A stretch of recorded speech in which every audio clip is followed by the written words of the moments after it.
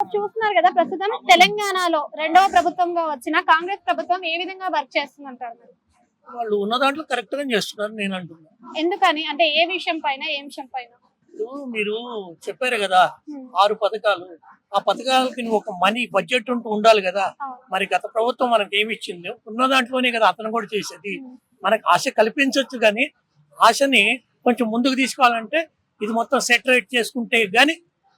అంటే ప్రజల్లో కొంతమంది వేరేలాగా మాట్లాడుతున్నారు. ఇప్పుడు ప్రభుత్వం అంతా తీసుకొని వెళ్ళిపోయింది అంటే ఏదైతే కేసీఆర్ ప్రభుత్వం ఉందో అంతా తీసుకెళ్లినప్పుడు మరి వాళ్ళకి అప్పచెప్పొచ్చు కదా ప్రభుత్వం, మళ్ళీ వాళ్ళ మీద నిందలు వేసడం ఎందుకు అని అంటుంది. మీరేమంటారు దానిపైన? అదే వాళ్ళు గెలిచినడితే ఇప్పుడు అదే ఆ యొక్క సిచ్యువేషన్ వాళ్ళు అనుభవించేవాళ్ళు కదా.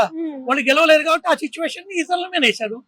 ఎవరైతే ఇప్పుడు ఉన్నారో ప్రభుత్వంలో వాళ్ళే దాన్ని అనుభవించాలి, పబ్లిక్ కూడా అనుభవించాలి. ఎందుకు అనుభవించాలి? పబ్లిక్ కూడా అనుభవించాలి కదా. నువ్వు మార్పు కావాలని, మార్పు అయితే కావాలి కంపల్సరీగా. ఎప్పుడు ఒక్కరే ఉంటే ఎట్లా ఉంటది?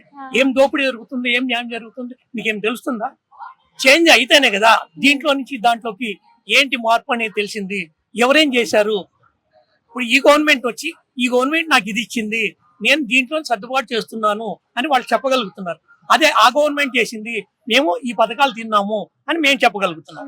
ఏదైనా చెప్పాలంటే మార్పు ఉండాలి. మార్పు లేకుండా మార్పు రావాలి అంటే అలానే డెవలప్మెంట్ చేస్తే ఆ విధంగానే రెవెన్యూ వస్తుంది అంటారు. మరి రెవెన్యూ రావాలి అంటే డెవలప్మెంట్ చూపించాలి కదా. మరి ఏ విధమైన డెవలప్మెంట్ జరిగింది ఒక్క సంవత్సరంలో? ఇప్పుడు మీరు మాట్లాడుతున్నారు డెవలప్మెంట్ గురించి. డెవలప్మెంట్ అనేది ఉంటుంది. ఎక్కడ ఉంటుంది? ఇవాళ మోరీలు మొత్తం కబ్జా చేసి డెవలప్మెంట్ ఉంటా అంటే అదే మనము పెద్ద భారీ వర్షం వచ్చినప్పుడు మన హైదరాబాద్ మునిగిపోతుంది అంటున్నావా లేదా? మరి దాని కారకులు ఎవరు? దాని కారకులు గత ప్రభుత్వాలు కదా. నువ్వా నేనా?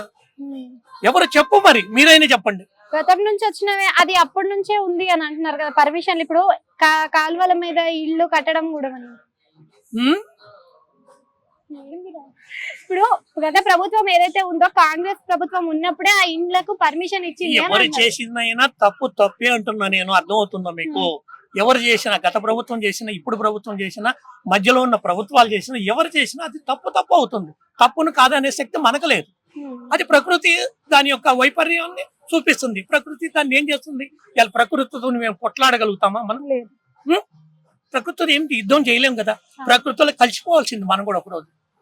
ఇదే ప్రభుత్వాలు అంటే మనము మన యొక్క నిర్ణయాలు పర్ఫెక్ట్ గా ఉంటే ప్రభుత్వం అయినా సరే ఎవరైనా సరే ఒక నిర్ణయం తీసుకుంటూ పర్ఫెక్ట్ ఉండాలి. ఇవాళ మేము నాయ బ్రాహ్మణుగా నేను మాట్లాడుతున్నా. ఎందుకు? ఒకవేళ నాయ బ్రాహ్మణులు ఒకప్పుడు రాజ్యాలు వెళ్ళిన కులం ఇది, కానీ ఈ రోజు మా పరిస్థితి ఏంటి? కారణాలు గవర్నమెంట్లు కదా. తప్పు కూడా మాదే ఉంది. పోరాటం చేయకపోవటం కూడా మాది కూడా తప్పు.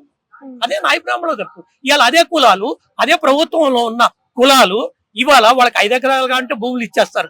అదే చిన్న కులాలకి పిలిచి ఇవ్వడానికి వాళ్ళకి చేతులు రావాల. అదే వాళ్ళకి కమ్మ చౌదరి ఇస్తాడు. వాళ్ళందరికి 5 ఎకరాలు జూబ్లీస్ పంచనాలు తీసుకుంటారు. మరే అదే చిన్న కులాల్లో ఉన్న నాయ బ్రాహ్మణులకి ఈ రోజు ఏ ప్రభుత్వానికి మనసు ఉంది?